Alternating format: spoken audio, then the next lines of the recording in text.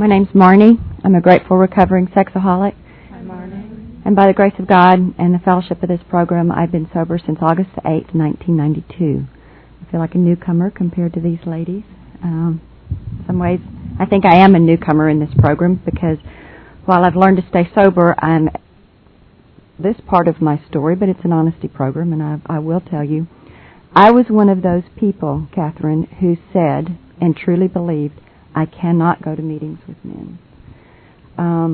When I came into the program, I entered recovery in 1991. I spent a hellacious year getting sober and staying sober from an extramarital relationship, one of many, many, but this was extraordinarily enmeshed and very dependent with another sexaholic who lived next door.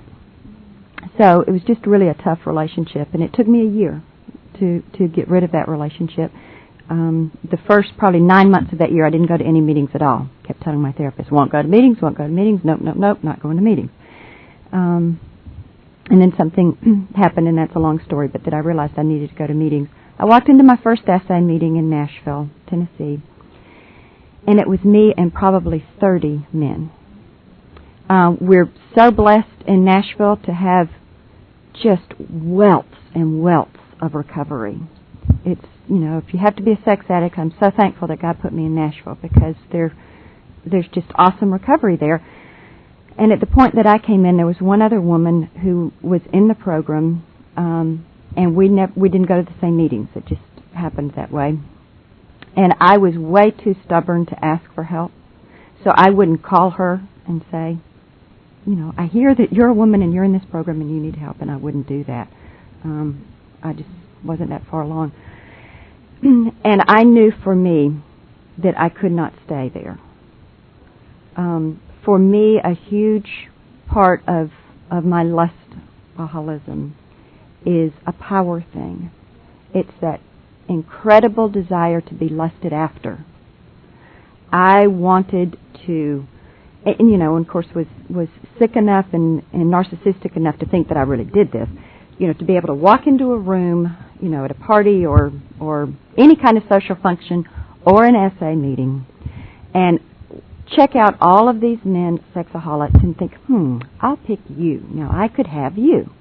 And I was very predatory in my addiction. And I just knew for me that I could not do that. And so for a period of time did not go to SA meetings.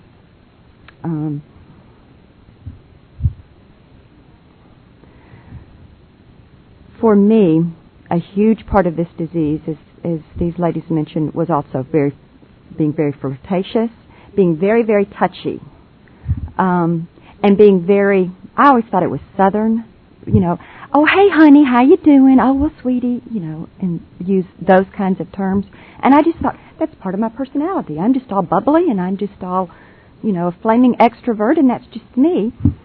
And it took me much longer than my sobriety date. It probably took me another couple of years at least to realize, no, that's not just me. That's sexaholism manifesting itself in me. That those kinds of behaviors were not appropriate. And I've learned most of the time, I certainly don't do this perfectly, but that I can be an extrovert without being flirtatious. So for me, being in meetings with men was difficult in the beginning. I'm so thankful now to have men in the meetings. Again, in Nashville, we're very lucky. We have a very strong women's SA program and have 2 meetings a week that are women only, and probably there are 10 or 12 women who routinely pretty much come to those meetings, and that's a wonderful blessing, and that we're in a position that helps the newcomer. We can be able to say, if you're afraid about going to a general meeting, go to Wednesday afternoon or evening or Friday evening for a women's only meeting. That kind of helps get them in the door. Where you are, there may not be that.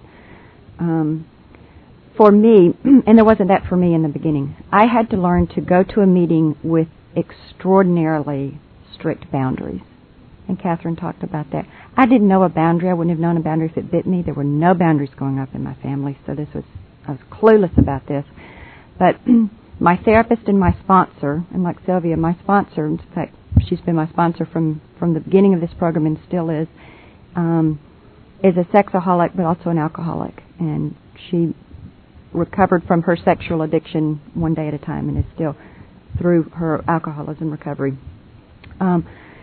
But she really coached me on how to go to meetings. And for me in the beginning, that was, I go in there, I don't look at any people, I sit down, I physically move my chair to not be just right next to a man because I didn't trust myself. It wasn't that I didn't trust them, it was that I didn't trust me. I made a firm boundary. I will not take any man's phone number. I will not give my phone number to any man.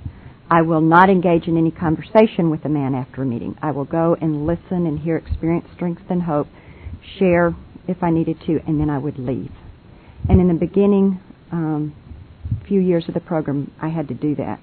And that was very helpful for me because I could hear what I needed to hear and still stay safe and call her when I got home. I think for many women, though, I'm seeing women come in the program in Nashville, mostly younger women, not always, for whom pornography and cybersex and chronic masturbation are a genuine problem. By the grace of God, that has not been my experience particularly.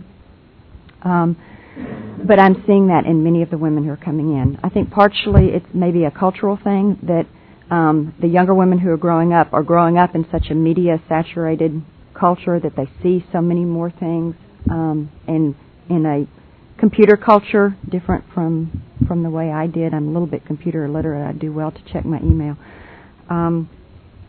But that it's a very serious problem for them. So, as Catherine well said, I think we need to suspend any judgments about what got a woman into SA, and take her wherever she is and help her see that working the steps will work.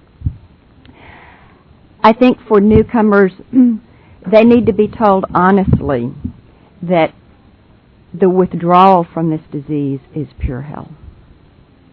Is pure hell.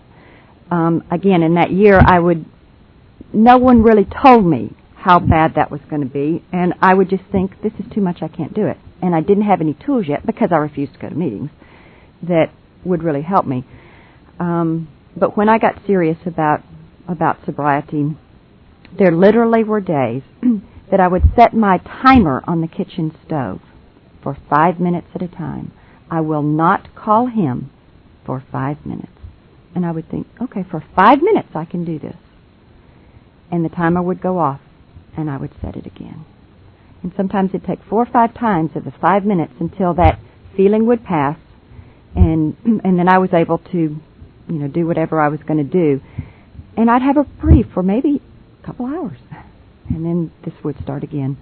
I remember there was one day that I literally, like a child, which is what I was, laid on my floor in the den and kicked and screamed and cried my